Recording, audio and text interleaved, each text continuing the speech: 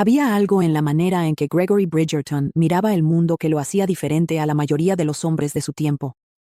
Mientras sus contemporáneos hablaban del amor con el mismo escepticismo con que discutían el precio del heno, él lo defendía con una convicción casi religiosa. Y no era ingenuidad. Era evidencia. Porque Gregory había crecido rodeado de pruebas irrefutables. Su hermano mayor Anthony, vizconde Bridgerton, estaba perdidamente enamorado de su esposa. Daphne, Benedict, Colin, Eloise, Francesca, Hyacinth. Todos habían encontrado ese amor que los poetas describían y que los cínicos negaban. 7 hermanos, 7 historias de amor verdadero. Gregory era el único que faltaba en esa lista, y lejos de sentir eso como una carga, lo interpretaba como una promesa pendiente. Su momento llegaría. Estaba absolutamente convencido de ello. Lo que no sabía era cuándo, ni de qué forma tan peculiar, complicada y dolorosa se presentaría. Era una noche de mayo, y hacía un calor inusual para la época. Gregory llegó tarde a la fiesta campestre que organizaban Anthony y su cuñada Kate, en Aubrey Hall, la casa solariega de los Bridgerton en Kent. Llegó después de la cena, hambriento, y con cierta mala conciencia por haber hecho esperar a su familia, pero la velada seguía en el jardín, y él se dirigió hacia allí con la intención de saludar a Kate, comer algo, y comportarse como el hombre adulto que técnicamente era. Antes de llegar a su cuñada, antes incluso de encontrar la mesa de los tentempiés, la vio. No le vio la cara, solo su espalda, la curva de su cuello, un mechón de cabello rubio que caía sobre su hombro. Y sin embargo, en ese instante, algo dentro de Gregory Bridgerton se detuvo. No fue poético ni gradual, fue abrupto, físico casi, como si el aire hubiera abandonado sus pulmones de golpe. Pensó, con una claridad desconcertante. Esta es ella. Había esperado ese momento durante años. Había imaginado que el amor verdadero llegaría así, de repente, sin previo aviso. Y cuando por fin sucedió, fue exactamente tan arrollador como había anticipado. Se acercó despacio, olvidando el hambre, olvidando a Kate, olvidando a los otros invitados. Necesitaba ver su cara, oír su voz, respirar el mismo aire que ella.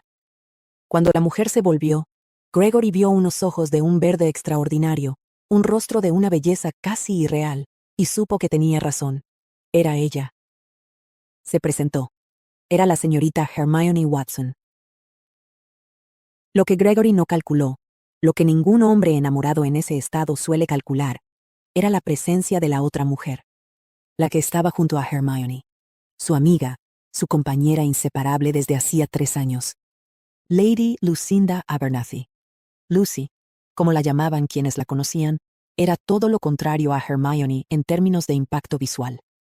No era que fuera menos atractiva, era que era diferente, y en presencia de la extraordinaria belleza de su amiga, esa diferencia se percibía como una disminución que en realidad no existía. Era un poco menos rubia, un poco menos llamativa, pero sus ojos grises azulados tenían una expresión inteligente y directa que, si alguien se tomaba el tiempo de mirarla, resultaba genuinamente cautivadora. Lucy Abernathy llevaba años perfeccionando el arte de pasar inadvertida junto a Hermione. No con amargura, sino con la resignada aceptación de alguien que ha hecho las paces con una realidad que no puede cambiar. Cada vez que un hombre conocía a Hermione, repetía el mismo patrón. Los ojos se abrían un poco más, los labios se entreabrían ligeramente, y se producía esa mirada vidriosa que Lucy había aprendido a reconocer con la misma facilidad con que reconocía una nota musical desafinada. Podía predecirlo. Podía cronometrarlo. Gregory Bridgerton no fue diferente, al menos no al principio. Sin embargo, hizo algo que la sorprendió. Le besó la mano a ella primero. Lucy lo analizó en un segundo, y llegó a la conclusión de que era una táctica deliberadamente astuta. Besar primero la mano de la acompañante obligaba a Hermione a hacer las presentaciones, lo cual significaba que sería Hermione quien pronunciaría su nombre con su propia boca, creando una ilusión de intimidad inmediata. Era bueno, tuvo que reconocer Lucy. Mejor que la media, desde luego. Pero cuando Gregory Bridgerton se giró para mirar a Hermione mientras ella hablaba, Lucy vio esa mirada. La mirada. Y supo que él también había caído. Lo curioso, Lo que Lucy no pudo ignorar aunque lo intentó, fue que Gregory la miró a ella también. No como miraba a Hermione, con esa intensidad febril, sino de otra manera. Con atención real, como si lo que ella decía le importara. Aquello sí era inusual. Hermione había inventado un resfriado para escapar de la pista de baile esa noche, y Gregory se encontró acompañando a Lucy en su lugar. Daban vueltas por la terraza, comían emparedados, y conversaban con una facilidad que ninguno de los dos esperaba. Lucy le informó, con su acostumbrada franqueza, que Hermione ya estaba enamorada de otro. Un secretario. El secretario de su propio padre. Gregory encajó la noticia con menos elegancia de la que hubiera deseado. Su mirada voló hacia donde Hermione había estado, buscándola sin poder evitarlo. Y Lucy lo observó con esa mezcla de comprensión y leve cansancio que le producía ver el mismo comportamiento repetirse una y otra vez. Pero lo que hizo a continuación la desarmó. En lugar de ponerse a hablar de Hermione, Gregory la miró a ella. Y le preguntó por su familia. Lucy habló de su hermano Richard, que era 4 años mayor que ella. Gregory habló de los suyos, de lo reconfortante que era saber que siempre tenías a alguien a quien recurrir. Y mientras hablaba, Lucy tuvo la extraña sensación de que lo entendía de una manera que iba más allá de las palabras. Ella también sabía lo que era tener a alguien así. Hermione era eso para ella. Cuando se separaron esa noche, Lucy ya había tomado una decisión. Gregory Bridgerton era perfecto para Hermione. Inteligente, encantador, bien situado, de buena familia. Y lo que era más importante, parecía genuinamente interesado en la persona que había detrás de la cara bonita. Eso era exactamente lo que su amiga necesitaba, y Lucy se propuso hacer lo posible. En su habitación, mientras Lucy fingía haber comido mal el salmón para evitar el desayuno a la mañana siguiente, Hermione releía una carta del señor Edmonds por 4ª vez. Era su secretario favorito, su amor imposible, el hombre al que sus padres jamás permitirían que se acercara a ella. Lucy le escuchó hablar de él con la paciencia de quien conoce bien el guión, y cuando Hermione terminó, hizo su mejor intento de argumentar que el amor no tenía por qué ser una catástrofe para ser real. Hermione, por supuesto, no estuvo de acuerdo. Discutieron suavemente, como siempre lo hacían, con esa familiaridad afectuosa de quien se conoce demasiado bien para ofenderse de verdad. Hermione le dijo que el amor simplemente ocurría, sin que uno pudiera controlarlo. Lucy respondió que no veía por qué no podía elegirse de quién enamorarse, al menos hasta cierto punto. Era una postura que mantendría mucho tiempo, hasta que dejara de creer en ella. A la mañana siguiente, Gregory implementó el plan que Lucy le había sugerido la noche anterior. Alejarse un poco, no mostrarse tan rendidamente enamorado. Dejar que la curiosidad de Hermione hiciera su trabajo. La estrategia, sin embargo, fracasó con notable eficiencia. Hermione no pareció notar su ausencia en lo más mínimo. Fue Lucy quien lo notó. Desde el fondo del salón de música, mientras Gregory observaba a Hermione con la esperanza de que sus ojos se cruzaran, fue Lucy quien se giró primero, lo vio, y sofocó visiblemente una exclamación de sorpresa al encontrarse con su copa levantada en un silencioso saludo.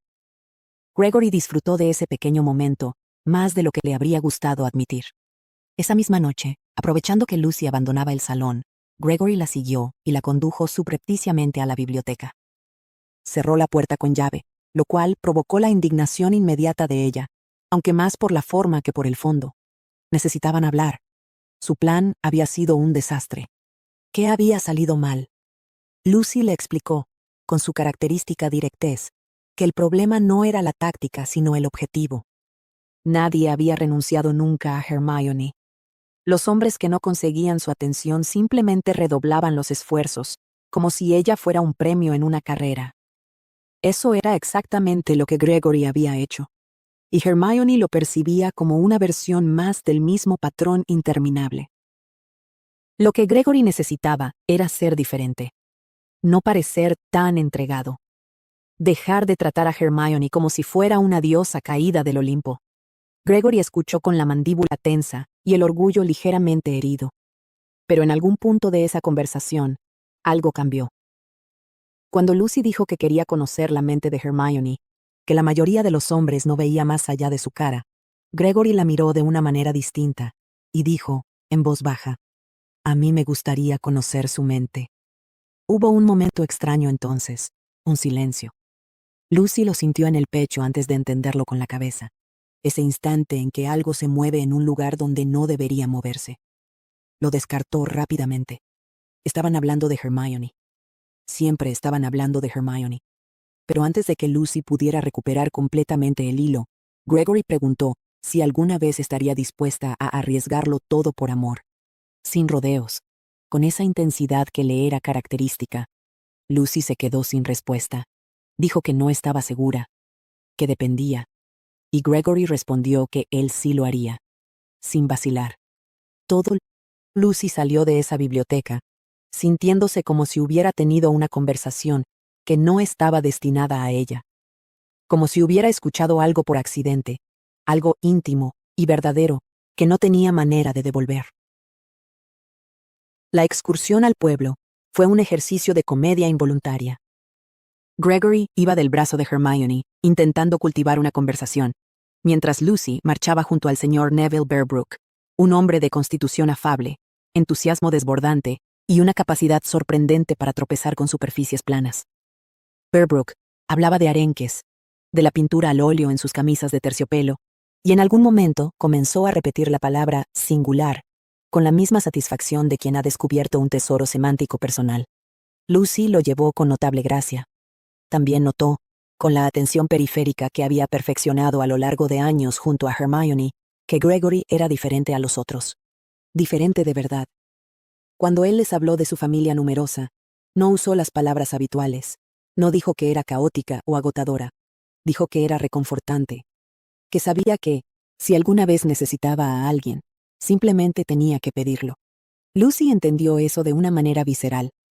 Había pasado una infancia entera en la fría soledad de Fensworth Abbey, con un tío que cumplía su deber sin ningún afecto añadido. El colegio de la señorita Moss había sido su salvación porque allí la gente la quería, la buscaba, esperaba oír lo que tenía que decir. Y Hermione había sido lo más parecido a un hogar que había tenido desde la muerte de su padre. Así que cuando Gregory habló de su familia como de un ancla, Lucy lo entendió. Completamente. Durante el picnic que siguió en el prado, Lucy logró separarse de Gregory bajo el pretexto de examinar unas flores. Una vez solos, le dijo sin rodeos lo que pensaba, que estaba haciendo todo mal, que debía diferenciarse, que debía, con paciencia y constancia, dejar que Hermione llegara a él por su propio camino. Gregory la escuchó. Pensó que aceptar ese consejo era admitir que necesitaba ayuda, y eso le resultaba incómodo. Pero lo aceptó, y cuando preguntó por qué Lucy le ayudaba, ella respondió con la misma lógica práctica que regía toda su vida. Era él o el señor Edmonds, y cualquier tonto podía ver que él era mejor opción. Gregory le señaló, con una sonrisa apenas contenida, que ese razonamiento implicaba llamar tonta a Hermione. Lucy lo fulminó con la mirada. Él se disculpó. Y durante un momento, solo un momento, se miraron de una manera que ninguno de los dos supo exactamente cómo clasificar. Esa noche, en el salón de música, Gregory implementó fielmente el nuevo plan. No se acercó a Hermione. Se sentó al fondo. Observó. Y cuando Lucy se giró disimuladamente para comprobar si él seguía allí, Gregory levantó su copa con una sonrisa que la hizo darse la vuelta rápidamente y fingir que miraba la puerta. Gregory sonrió más ampliamente. Era, pensó, la primera cosa, genuinamente divertida, que había ocurrido esa noche. Cuando la sorprendió escapando por el pasillo, la siguió sin pensarlo 2 veces, y la condujo a la biblioteca. Esta vez no cerró la puerta con llave, pero el espacio seguía siendo pequeño y oscuro, y Lucy seguía siendo Lucy, lo cual significaba que era imposible hablar con ella sin que la conversación tomara giros inesperados. Empezaron hablando de amor. Del amor en términos abstractos, filosóficos casi.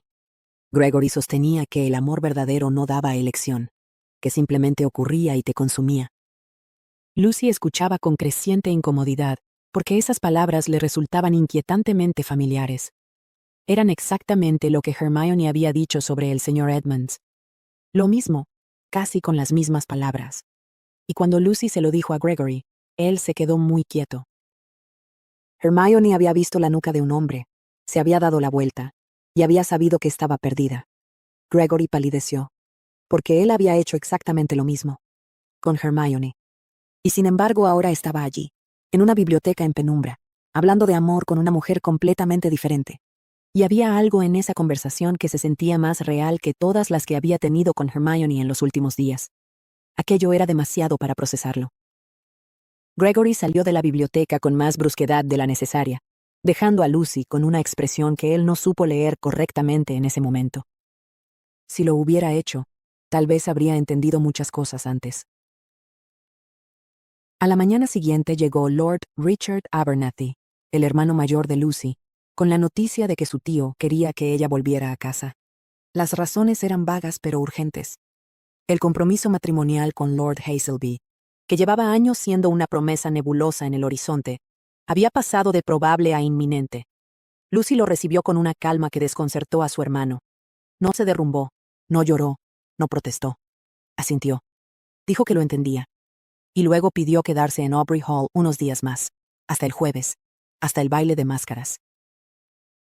Lo que Richard no vio, porque los hermanos raramente ven estas cosas, fue la pequeña fractura que se abrió en algún lugar dentro de su hermana mientras caminaban por el jardín de Aubrey Hall. Cuando él le puso la florcita silvestre en el pecho y le dijo que estaba preciosa, Lucy sintió ganas de llorar. No por el cumplido, sino por lo que representaba. Alguien que la veía, que la miraba a ella. Lucy se quedó sola en el jardín después de que Richard volviera a la casa. Se sentó en un banco y miró los árboles, y se preguntó si sería tan terrible querer, aunque fuera una sola vez, algo que no estuviera ya decidido de antemano. Fue entonces cuando Gregory apareció. Se sentó junto a ella sin pedir permiso, lo cual era muy propio de él, y durante un rato hablaron con esa facilidad que parecía surgir naturalmente entre ellos. Gregory le dijo que él también usaba ese rincón cuando necesitaba pensar. Lucy dijo que no parecía de esos. ¿De los que piensan?, preguntó él, fingiéndose ofendido. De los que necesitan alejarse para hacerlo. Y Gregory reconoció que ella tenía razón, en que tampoco ella parecía de ese tipo. Lucy le dijo que su hermano no estaba enamorado de Hermione. Gregory dijo que se equivocaba. Discutieron con el vigor y la comodidad de dos personas que llevan el suficiente tiempo conociéndose como para no molestarse mutuamente por ello. Y cuando llegaron a la puerta de regreso, y Gregory dijo que ya no quería estar solo, no explicó por qué. Pero Lucy lo entendió. Y aquello significó algo que ninguno de los dos estaba todavía en condiciones de nombrar. El baile de máscaras del jueves fue exactamente lo que Gregory esperaba. Bullicioso, brillante, levemente perturbador. Los antifaces le daban a la noche un tono diferente, como si todos hubieran acordado tácitamente que las reglas habituales se aplicaban con algo menos de rigor. Gregory llegó puntual, lo cual para él era casi una hazaña, y pasó la primera hora buscando a Hermione sin encontrarla. Encontró, en cambio, a Lucy. La reconoció al instante, aunque no habría podido explicar exactamente por qué. Había algo en su postura, en la inclinación de su cabeza. Su antifaz era azul pizarra, casi del mismo tono que sus ojos. Hablaron de los emparedados. Lucy tenía una opinión elaborada y completamente seria sobre por qué deberían separarse por tipos en fuentes distintas, y Gregory la escuchó con la atención de alguien que encuentra genuinamente divertido lo que oye. Luego le propuso bailar. Y bailaron. Era un vals, y fue perfecto. No perfecto como lo son las cosas que se planean con cuidado, sino perfecto como lo son las cosas que simplemente encajan. El ritmo, el movimiento, la forma en que Lucy seguía cada giro con una ligereza que Gregory había anticipado, pero que en la realidad superaba sus expectativas. La música llenó el espacio entre ellos y los levantó, y durante el tiempo que duró la pieza, nada más existió. Cuando terminó, Gregory pensó en dos cosas simultáneamente. La primera era que Lucy era una bailarina extraordinaria. La segunda era que necesitaba hablar con ella a solas, aunque no tenía del todo claro por qué. Solo sabía que era urgente. Le dijo que se encontraran en la biblioteca dentro de media hora. Lucy protestó que era una locura, que no podía arriesgarse, que estaba prácticamente comprometida. Pero fue. Él sabía que iría. Lo que Gregory no calculó fue que la señorita Watson y el hermano de Lucy habían desaparecido juntos, y que su ausencia estaba a punto de convertirse en el centro de una pequeña crisis doméstica. Cuando él y Lucy lo descubrieron, la reacción de Gregory fue desproporcionada, incluso para alguien que llevaba días creyendo estar enamorado de Hermione. La rabia y los celos que sintió tenían una textura extraña, diferente a lo que esperaba. No era dolor por perder algo precioso. Era más parecido a la indignación de alguien que acaba de descubrir que el juego en el que pensaba estar participando tenía reglas distintas a las que creía. Lucy, por su parte, se negó sistemáticamente a creer que su hermano estuviera enamorado de Hermione. Los dos discutieron en voz baja mientras intentaban encontrar a la pareja desaparecida, hasta que Kate, la cuñada de Gregory, apareció, y los tres formaron un equipo de búsqueda improvisado. Lucy llegó al invernadero antes que los demás. Llegó corriendo, en plena oscuridad, con el corazón latiendo deprisa y los pulmones ardiendo. Y se quedó parada delante de la puerta, incapaz de abrirla. Fue ese momento, más que ningún otro, el que lo definió todo. Lucy no podía entrar. No porque fuera cobarde, sino porque había algo dentro de ella que no quería saber, que no quería enfrentarse a lo que había al otro lado de esa puerta. Había llegado hasta allí, y se había quedado paralizada. Fue Gregory quien llegó corriendo y la encontró así. No hubo recriminaciones. Solo su mano en su hombro, su voz preguntando qué había pasado, su presencia estabilizando algo en ella que se había soltado. Y cuando Kate abrió el invernadero y encontró a Hermione y a Richard, todo se resolvió de la manera más inevitable posible. Estaban prometidos en matrimonio antes de que terminara la noche. Gregory se fue a beber el coñac de su hermano. Lucy volvió a la fiesta con cara de no haber roto un plato en su vida. Era tarde. Gregory llevaba un rato solo en el despacho de Anthony, sentado en la oscuridad con una copa en la mano, tomando inventario de su situación. Había perdido a Hermione Watson. O más bien, nunca la había tenido. Y lo más sorprendente era que la sensación que tenía no era exactamente de pérdida. Era más parecida a la que uno tiene cuando se quita unos zapatos que le apretaban. Quizás, pensó, no estaba tan enamorado de Hermione como creía. Quizás había amado la idea del amor más que a la mujer real. Se levantó para irse. La noche era rara, y él estaba levemente borracho, y había perdido el hilo de sus propios pensamientos, lo cual era inusual en alguien que normalmente tenía el hilo perfectamente recogido. Y entonces se topó con Lucy en el pasillo. Fue un encuentro accidental, en el más estricto sentido de la palabra. Los dos chocaron literalmente en la oscuridad. Lucy iba contando sus pasos, siguiendo los rombos de la alfombra, y Gregory salía del despacho sin mirar. Se agarraron el uno al otro para no caer. La conversación que siguió fue corta y circular y cargada de cosas que ninguno de los dos era todavía capaz de articular. Lucy dijo que debía irse. Gregory dijo que sí. Lucy dijo que de veras debía irse. Gregory estuvo de acuerdo, y ninguno se movió. Hablaron de la boda de Hermione y Richard. Lucy dijo que todo estaba cambiando, y que no podía evitarlo. Y algo en su voz, algo en la manera en que lo dijo, con esa franqueza vulnerable que era solo suya, lo rompió todo. Gregory la besó. No fue impulsivo exactamente, o sí lo fue, pero no de la manera en que suelen serlo los besos impulsivos, cargados de arrepentimiento inmediato. Fue un beso que surgió de algo que llevaba días construyéndose, sin que él lo reconociera. Y cuando los labios de Lucy respondieron, cuando sus manos encontraron el camino a su cuello, Gregory comprendió que aquello era diferente a todo lo que había creído sentir antes. Era Lucy. Pero fue Lucy quien lo detuvo. Dijo, no puedo. Apoyó las manos en su pecho y dio un paso atrás. Y entonces le dijo la verdad, que su compromiso con Hazelby ya no era algo probable sino definitivo, que los papeles estaban firmados, que su tío había cerrado el trato. Gregory se quedó mirándola un momento largo. Luego dijo que le deseaba lo mejor. Y Lucy se fue pasillo arriba. Llamó 3 veces a la puerta de su habitación antes de entrar. Y se quedó en la oscuridad, sin saber si lo que sentía era amor, o pérdida, o ambas cosas al mismo tiempo. Un mes después, Lucy estaba en Londres, encerrada en Fensworth House con su tío y su tía Harriet, mirando por la ventana los carruajes que pasaban frente a la plaza, sin poder asistir a una sola fiesta. El tío Robert había decidido que no tenía sentido que se presentara en sociedad, siendo ya como era casi la prometida de Lord Hazelby. Su debut sería como Lady Hazelby, no como Lady Lucinda Abernathy. Lucy se quedaba despierta por las noches preguntándose si Gregory estaría en Londres, si habría asistido a alguna de esas fiestas a las que ella no podía ir. No era un pensamiento productivo.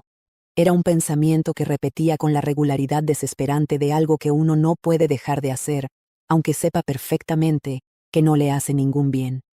La cena con Lord Hazelby y su padre, Lord Davenport, fue una experiencia que Lucy clasificaría después, en sus recuerdos más selectivos, como instructiva. Davenport era exactamente lo que su nombre prometía. Un hombre que ocupaba más espacio del que le correspondía, que hablaba más alto de lo necesario y que creía que la dignidad de una mujer se medía principalmente por su capacidad para recitar las tablas de multiplicar bajo presión. Le exigió que hiciera exactamente eso, con la mesa llena de invitados mirándola. Lucy recitó la tabla del 7, con un error deliberado. Nadie lo notó. Hazelby, en cambio, resultó ser una sorpresa inesperada.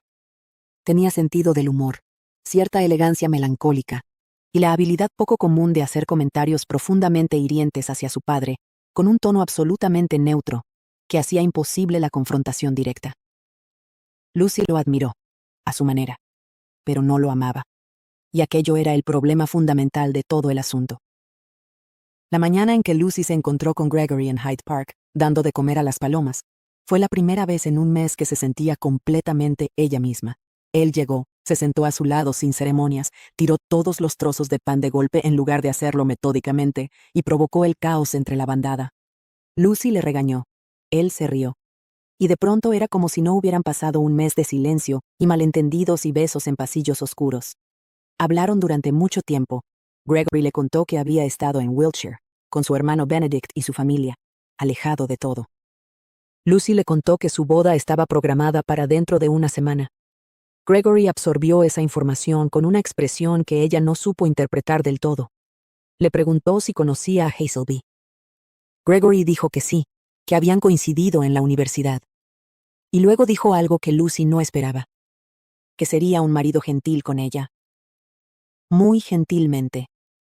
Lo enfatizó de una manera que sonaba extraña. Lucy no preguntó qué quería decir con eso.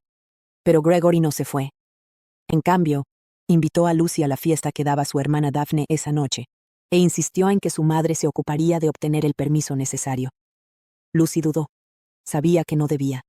Sabía que ir a esa fiesta sería complicarse la vida de una manera que no podía permitirse. Fue. Violet Bridgerton era una mujer que había criado a 8 hijos, y los había visto a todos encontrar el amor verdadero. Tenía una habilidad sobrenatural para detectar cuando algo estaba pasando entre dos personas que aún no lo sabían. Y cuando Gregory fue a pedirle ayuda para que Lucy pudiera asistir a la fiesta, Violet lo escuchó con atención, y luego, con la precisión quirúrgica que había perfeccionado a lo largo de décadas, dijo exactamente lo que Gregory no quería oír. Le habló de sus hermanos mayores, de cómo Gregory había crecido siendo el pequeño de una familia de hombres formidables, y de cómo eso le había hecho sentir que tenía algo que demostrar. No que fuera un haragán, no que fuera irresponsable, sino que nunca había tenido que luchar de verdad por algo, porque las cosas generalmente le salían bien. Y cuando algo requería demasiado esfuerzo, llegaba un momento en que se preguntaba si valía la pena. Gregory se quedó muy quieto. Violet siguió. Le dijo que eso estaba cambiando, que lo veía en él, que la dificultad que había tenido con Hermione Watson, aunque dolorosa, le había hecho bien. Le había enseñado lo que era desear algo que quizás no fuera suyo. Él dijo que ya no estaba seguro de que hubiera sido una pérdida real. Violet sonrió, y Gregory se fue de la casa de su madre pensando en cosas que no había pensado nunca antes. En la fiesta de Daphne, Gregory llegó temprano y se colocó donde podía ver la puerta. Esperó. Habló con gente. Bailó con señoritas a las que apenas conocía porque su madre y su hermana se lo pidieron. Y luego, en algún momento del segundo baile, la vio. Estaba de espaldas. Y algo en él se detuvo. Fue exactamente como con Hermione. Ese mismo golpe en el pecho, ese mismo vaciamiento repentino. Pero diferente también. Porque esta vez, cuando la mujer se giró, era Lucy. Y Gregory se dio cuenta de algo que debería haber entendido mucho antes. Que todas esas conversaciones, esos paseos, ese beso en el pasillo, esa sensación de que el mundo era mejor cuando ella estaba cerca, no habían sido secundarios a algo más importante. Habían sido lo importante. La quería. No como había creído querer a Hermione, con esa pasión abstracta hacia una idea. La quería a ella, a Lucy concreta, con sus pecas, y su gusto por el orden y sus tablas de multiplicar, y su risa que surgía de un lugar profundo y verdadero. Se acercó a ella. Le pidió bailar. Y durante ese vals, cuando la música los envolvió y los movimientos se volvieron perfectamente sincronizados, Gregory supo que estaba mirando el resto de su vida. Le susurró que necesitaba hablar con ella a solas. Y fue entonces cuando apareció Hyacinth. Hyacinth Bridgerton St. Clair era, según la descripción que su propio hermano había dado en más de una ocasión, la maldición de toda persona razonablemente tranquila que tuviera la desgracia de conocerla. Era también, y esto era lo que sus víctimas tardaban más en admitir, extraordinariamente efectiva. En menos de un minuto, evaluó la situación con la precisión de un general de campo. Decidió que Gregory y Lucy necesitaban 5 minutos a solas, y diseñó un plan que involucraba rasgar estratégicamente el dobladillo del vestido de Lucy para darles una excusa plausible. Lo ejecutó con una habilidad que sugería práctica previa. Lucy la miró con una mezcla de terror y admiración que le duró el resto de la noche. Hyacinth la acompañó al cuarto de Daphne, mientras Gregory hacía exactamente lo que Hyacinth le había dicho. En ese cuarto, mientras Hyacinth remendaba chapuceramente el vestido, tuvo lugar una de esas conversaciones que parecen casuales pero que en realidad lo cambian todo. Hyacinth le preguntó directamente si sabía por qué Gregory quería hablar con ella. Lucy dijo que no. Hyacinth no la creyó, pero no insistió. En cambio, dijo que había juzgado mal a Lucy. Aquello dolió más de lo que Lucy esperaba, porque sabía, sin que Hyacinth lo explicara, lo que quería decir. Que esperaba más de ella. Que creía que Lucy era capaz de algo más que aceptar lo que le daban y sacarle el mejor partido posible. Cuando Gregory llegó finalmente a la habitación, algo había cambiado en Lucy. No de manera dramática. Solo ligeramente. Como cuando alguien que ha estado mirando hacia abajo durante mucho tiempo levanta la cabeza por primera vez. Gregory le contó lo que sabía sobre Hazelby. Lo hizo porque no podía no hacerlo, porque Lucy era su amiga y porque lo que sabía importaba. Las palabras fueron directas y sin ornamento. Hazelby prefería a los hombres. No era un secreto universal, pero tampoco era de dominio público, y sin duda nadie se lo había dicho a Lucy.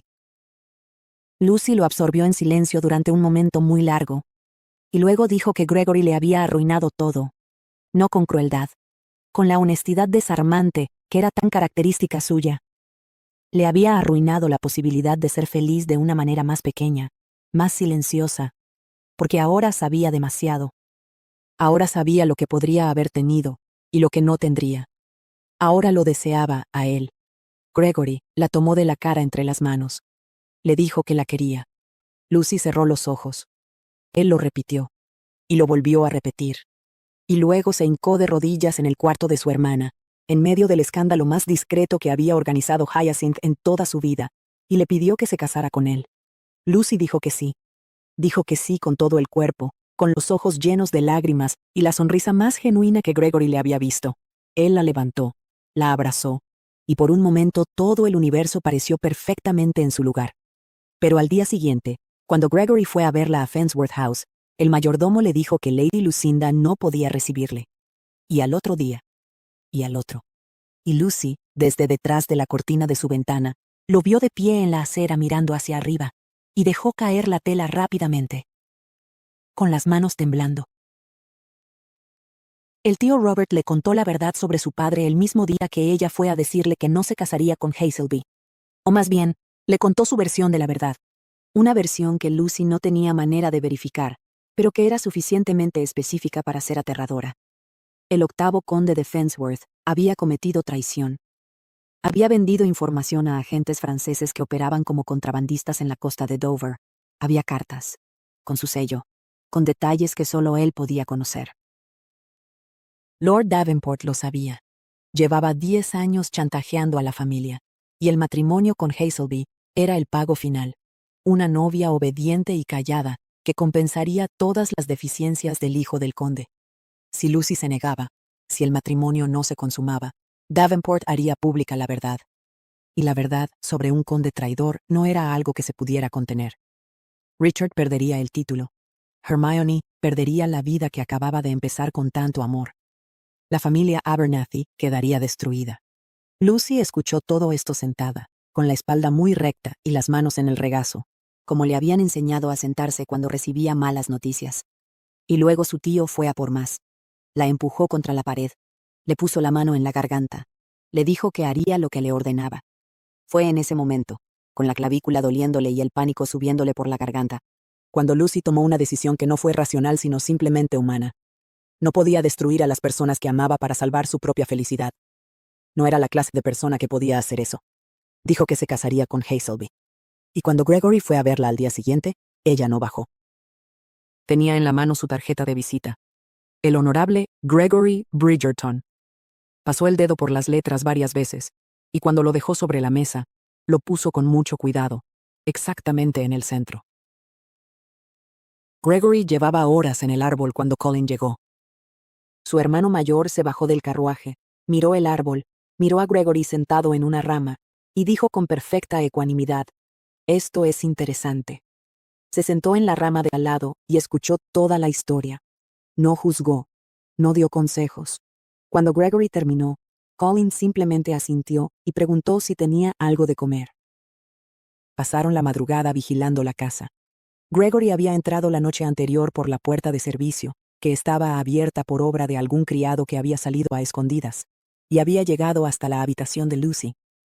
Le había dicho que no podía casarse con Hazelby. Ella le había explicado, con esa paciencia suya tan específica, que tenía que comportarse con honor, que tenía que hacer lo correcto. No le había dicho que rompería el compromiso. Gregory, que era optimista por naturaleza y romántico por convicción, había interpretado esas palabras como un sí implícito. No lo eran. Cuando llegó la carroza nupcial, toda blanca y adornada con cintas rosas, Gregory se quedó inmóvil en el árbol. Cuando Lucy salió de la casa vestida de novia, sonriendo a su hermano, sin hacer la señal que habían acordado, Gregory sintió algo en el pecho que no era exactamente dolor, y tampoco era exactamente sorpresa. Era comprensión. La quería. Y ella le quería. Y de todas formas se estaba casando con otro. ¿La conoces tú?, preguntó Colin. Y Gregory, después de un silencio muy largo, respondió: «Sí», y echó a correr. Lo que sucedió en St. George ese sábado por la mañana se convertiría en el tema de conversación de Londres durante al menos un año, posiblemente más. Gregory irrumpió por las puertas de la capilla con los pulmones ardiendo y el pelo revuelto, y avanzó por el pasillo central de una de las iglesias más elegantes de la ciudad, delante de más de 300 invitados, mientras el sacerdote guardaba un silencio atónito. Se agarró a los bancos para no caerse, porque sus piernas amenazaban con fallarle, y llegó hasta el altar. Y dijo que la quería. Lo dijo delante de todo el mundo, sin disculpas, sin rodeos, con esa honestidad absoluta que era quizás su característica más desconcertante. Lucy lo miró y pensó que el mundo se había terminado. No porque no lo quisiera, sino porque sí lo quería, y de todas formas tenía que decir que no, y hacerlo delante de 300 personas era cruelmente poético. Gregory se hincó de rodillas. Lucy miró a Hazelby. Hazelby encogió ligeramente un hombro, con la expresión de alguien que genuinamente no tiene preferencia. Lucy miró a Gregory. «No», dijo. El caos que siguió fue considerable. Lord Davenport se lanzó sobre Gregory. Hyacinth apareció de la nada y golpeó a Davenport con su bolso. Colin intentó contener a Gregory. La señora del sombrero de frutas golpeaba indiscriminadamente.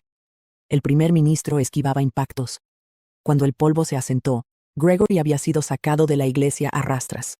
Lucy había completado la ceremonia, y Lord y Lady Hazelby abandonaron la iglesia entre los aplausos de los supervivientes. El banquete en Fensworth House fue, para Lucy, un ejercicio de supervivencia.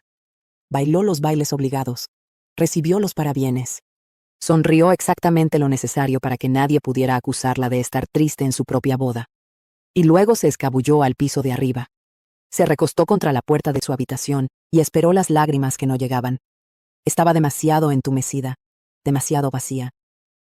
Y entonces escuchó su nombre. Gregory estaba allí. Había vuelto a entrar por donde había entrado la noche anterior. Había subido hasta su cuarto, y estaba allí, hecho un desastre, mirándola con esa expresión que ella ya conocía y que siempre le hacía algo en el pecho. Le preguntó por qué. Y Lucy, que llevaba horas conteniéndolo todo, se lo contó. Le habló de su padre, del chantaje, de lo que significaría para Richard y Hermione si Davenport hacía pública la traición del octavo conde de Fensworth. Gregory escuchó en silencio. Y luego dijo algo que Lucy no esperaba. Dijo que podía arreglarlo. Lucy respondió que no podía. Que nadie podía. Que los Bridgerton podían ser poderosos, pero no podían cambiar el pasado. ¿Me quieres?, preguntó él. Lucy cerró los ojos. ¿Me quieres?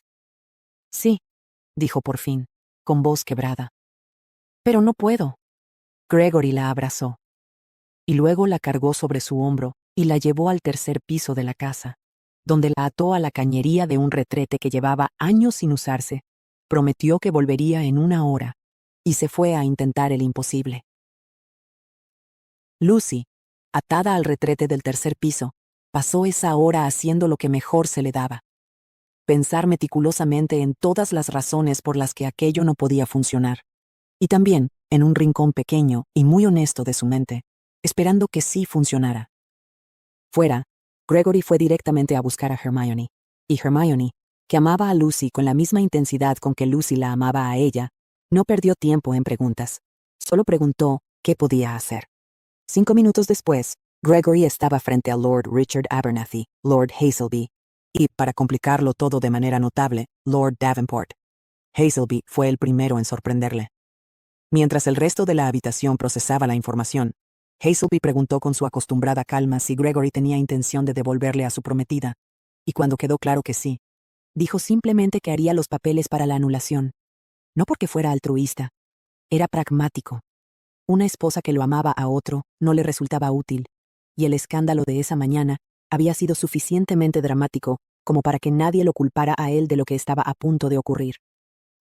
Richard fue más complicado, porque Richard amaba a su padre. Pero cuando Gregory le explicó la versión de los hechos que tenían, Richard sacudió la cabeza con la misma firmeza con que Lucy había sacudido la suya, aunque en dirección opuesta. Su padre no había sido un traidor.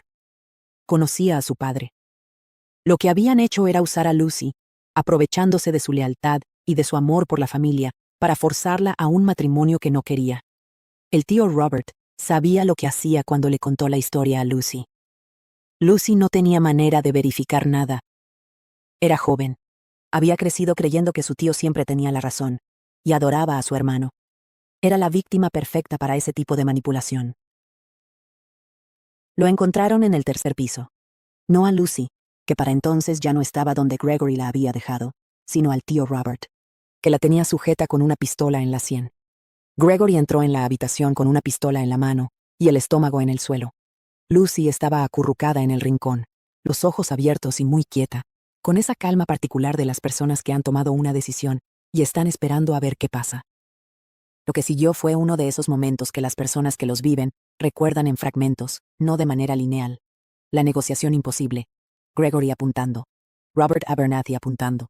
La voz de Lucy tratando de razonar con su tío. La revelación de que la traición no había sido del padre sino del tío mismo. Davenport chantajeando a Robert, no al revés. Un secreto guardado durante 10 años que había usado a Lucy como moneda de cambio para librarse de él de una vez por todas. Y entonces llegaron todos al mismo tiempo. Richard, Hazelby, Davenport, Hermione. La habitación se llenó demasiado rápido para que Robert Abernathy pudiera controlar la situación. Sonaron 2 disparos. Robert cayó, herido en el hombro, encima de Lucy. Cuando Gregory la liberó del peso de su tío y la tomó entre sus manos para buscar la herida, descubrió que la sangre no era de ella. Lucy le miró con los ojos brillantes. «No estoy herida», dijo. Y Gregory sintió que el mundo volvía a girar en el sentido correcto. El resto se resolvió con la lógica fría de las cosas que ya no tienen vuelta atrás. El tío Robert sería expulsado del país, pagado el pasaje por Richard, que no quería volver a verlo nunca más, pero tampoco quería que se quedara en Inglaterra para complicarles la vida. Lord Davenport, enfrentado a la posibilidad de que sus propios crímenes fueran expuestos, no tendría más remedio que guardar silencio. Hazelby firmó los papeles de anulación con la misma elegancia tranquila con que había manejado toda esa tarde. Antes de marcharse, le pidió a Lucy que le buscara una esposa conveniente cuando estuviera establecida. Lucy dijo que lo haría. Gregory casi puso los ojos en blanco. Y luego, en medio de todos ellos, Gregory tomó a Lucy de la mano y la besó. No con discreción. No con la prudencia que la situación quizás aconsejaba. La besó como quien lleva demasiado tiempo esperando. Y el mundo puede mirar si quiere. Hazelby observó con lo más parecido a la ternura que su expresión habitualmente permitía. Respecto a esa boda, dijo. Pasaron un tiempo siendo la comidilla de Londres. No tanto tiempo como Lucy había temido, y más del que Gregory hubiera preferido. Pero se casaron, y fue una boda pequeña y sin incidentes extraordinarios, lo cual para los Bridgerton era casi un récord. Tuvieron 8 hijos, y luego, de manera completamente inesperada, 9. Gregory estaba presente para el nacimiento del último. Había estado presente para casi todos, aunque con niveles variables de compostura. La primera vez fue un manojo de nervios. La segunda, peor. La tercera, mejor. La cuarta, llevó un libro. La quinta, solo el periódico. Para el noveno, cuando el médico anunció que en realidad eran 2, y que en la familia Bridgerton iban a necesitar una habitación más grande, Gregory se sentó en una silla y necesitó un momento. Lucy, que acababa de tener gemelos y tenía la cara hinchada y las ojeras del color de las berenjenas, lo miró con una sonrisa tranquila. Al menos tu madre estará contenta, dijo. Gregory la miró. Pensó en todas las cosas que habían ocurrido para llevarlos hasta aquí. La noche en el jardín de Aubrey Hall, la curva de una nuca que no era la suya, el baile de máscaras, el beso en el pasillo oscuro, la iglesia, el retrete, la pistola, los papeles de anulación. Y pensó, el amor existía. Lo había sabido toda su vida. Y había resultado ser verdad de maneras que no había anticipado. No llegó como un mazazo a primera vista. Llegó como una conversación sobre emparedados. Como el reconocimiento de que había alguien que le entendía sin que él tuviera que explicarse. Como la certeza de que, si las cosas salían mal, esa persona estaría allí. No para rescatarle, sino simplemente para estar.